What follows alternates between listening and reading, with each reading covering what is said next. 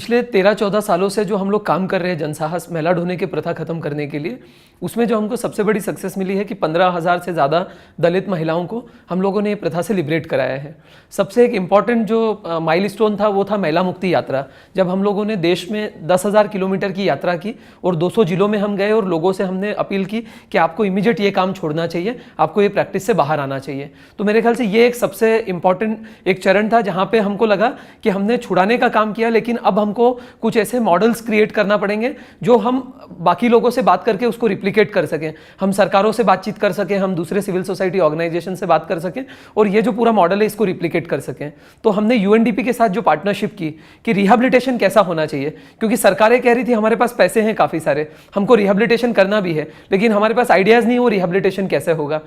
तो यूएनडीपी के साथ जनसाहस की जो पार्टनरशिप हुई और उसमें जो ये रिहैबिलिटेशन का काम शुरू हुआ, तो हमने ये तय किया कि जहाँ पे बड़े पैमाने पे औरतों ने मैला ढोने का काम छोड़ा है, ऐसे इलाकों में हम लोग कुछ मॉडल्स क्रिएट करें जहाँ पे डिसेंट लाइवलीहुड या फिर एक रिहैबिलिटेशन इंश्योर किया जा सके। तो उसी कॉन्टेक्स्ट में यूएनडीपी के साथ में जनसाहस ने पिछले 1 साल पहले ये काम शुरू किया और उसमें काफ़ी अलग अलग तरह के मॉडल्स अभी खड़े हो रहे हैं। जैसे एक डिग्निटी एंड डिज़ाइन करके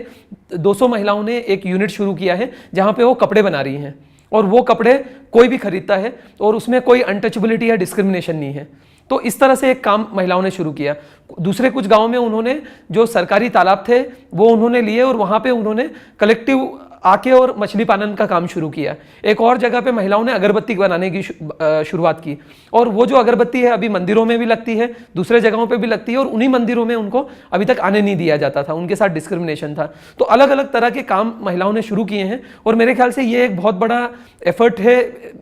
यूएनडीपी और जनसाहस के द्वारा मिलके, जहाँ पे एक अलग तरह के मॉडल क्रिएट करने की बातचीत हो रही है, जहाँ पे महिलाएं अपना खुद का कुछ रोजगार शुरू करें और एक इज्जत की जिंदगी जी सकें। और मेरे ख्याल से अगला जो चरण होगा जो बहुत एक इंपॉर्टेंट चरण है कि जहां पे सरकारों को या दूसरे सिविल सोसाइटी ऑर्गेनाइजेशन इस पूरे मॉडल को देख के अलग अलग इलाकों में इसको रिप्लिकेट कर सकें।